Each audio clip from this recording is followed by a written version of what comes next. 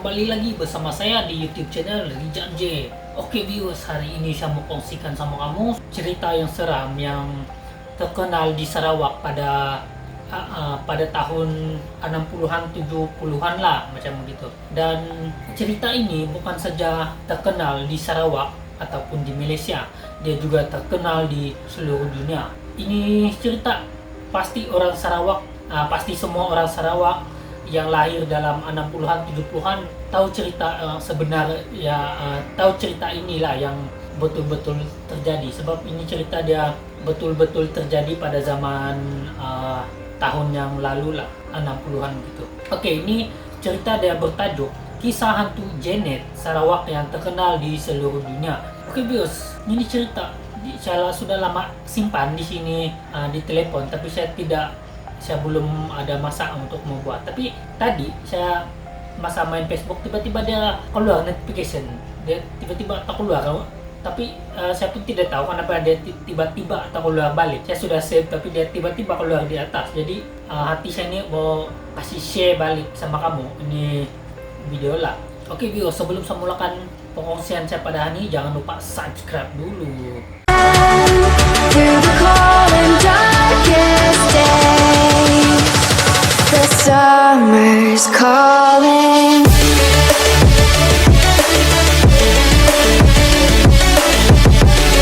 Kisah hantu Janet Sarawak yang terkenal di seluruh dunia. Pernahkah Anda mendengar mengenai hantu Janet yang populer suatu masa dahulu di Sarawak sekitar tahun 70-an dan 80-an? Terdapat banyak versi cerita mengenai hantu Janet yang sering dibawakan, namun ia mempunyai persamaan di mana ia merupakan hantu seorang wanita sering mengganggu orang ramai di Kuching.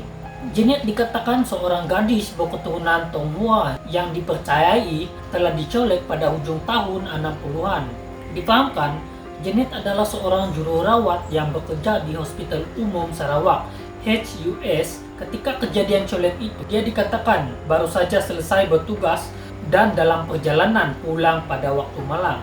Ketika itu, kejadian colek kerap berlaku di Kuching dan ramai orang percaya ia adalah disebabkan ritual korban seman yang sering dilakukan mengikuti kepercayaan masyarakat dulu. Kebiasaannya, ritual ini dilakukan apabila sesuatu bangunan atau pembinaan sedang dijalankan, dan ritual itu bertujuan untuk mengelakkan daripada gangguan penunggu. Ketika itu, kehilangan Janet dikaitkan dengan proyek pembinaan jambatan Satok di Kuching, di mana terdapat satu struktur yang besar sedang dilakukan di jambatan itu. Pembinaan struktur itu tergendala akibat gangguan makhluk halus, dan pada ketika itulah mereka terlibat dalam pembinaan.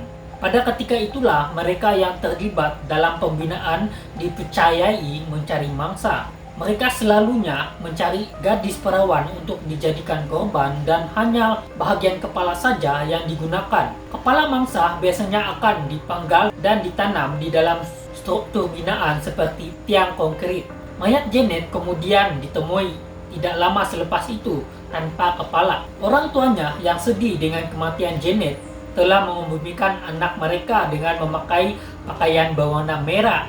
Kaum Cina percaya jika seorang itu dikebumikan memakai pakaian berwarna merah, roh mereka akan kembali membalas dendam. Mungkin itu yang diingin keluarganya bagi menuntut bela atas kematian Janet. Tidak lama selepas itu, hantu Janet mula mengganggu orang ramai. Banyak cerita mengatakan bahwa wanita berpakaian berwarna merah, berkasut merah, dan membawa payung merah sering kelihatan pada waktu malam merayau-rayau seorang diri, terutamanya di antara kampung Kudai dan kampung Bintagor yang terletak di kawasan Satok. Hantu Janet juga dikatakan kerap menahan kereta dan meminta untuk ditumpahkan ke sesuatu kawasan. Setibanya di kawasan yang dimaksudkan, wanita berpakaian serba merah itu akan hilang dengan sekelip mata, meninggalkan bau yang busuk.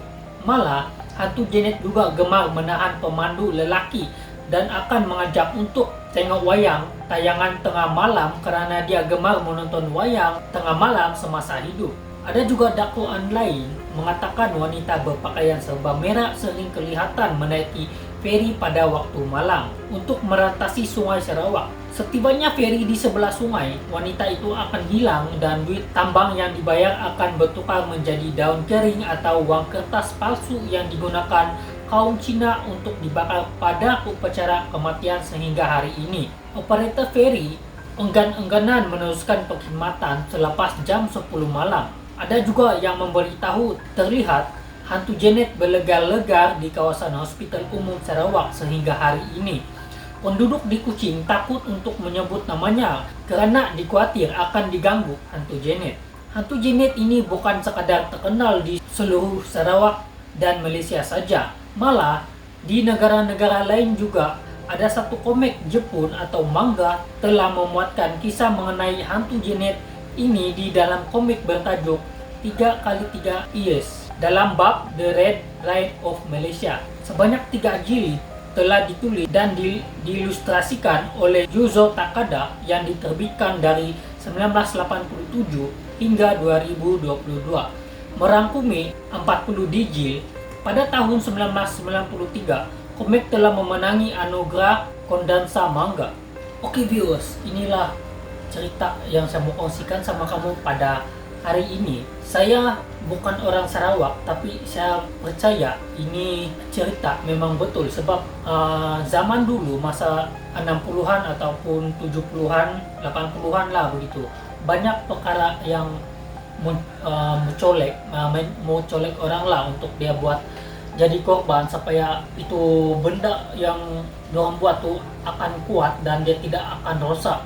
Dan kebanyakan hal yang macam gini terjadi bila dorang mau buat jambatan, sebab jambatan selalu dorang mau cari korban. Tapi kalau di Sarawak saya kurang pasti apa dorang panggil kalau yang macam begitu yang mau ambil kepala lah. Tapi kalau di sini Sabah, kami panggil dia itu pangait lah. Pangait dia ambil kepala untuk kasih tanam di tempat yang dorang buat kah, mungkin bangunan kah, jambatan kah, itulah selalu. Tapi paling terkenal jambatan lah.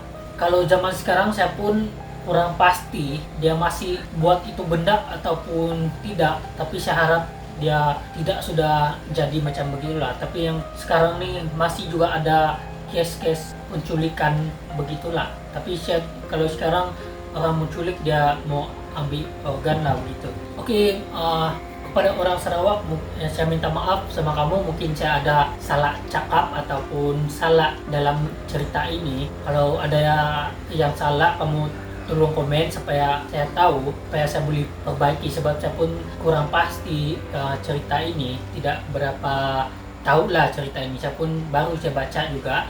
Oke viewers, sampai di sini saja video hari ini. Berjumpa lagi kita di next video. Kalau kamu suka video ini, jangan kamu lupa tekan like, comment, share, dan subscribe.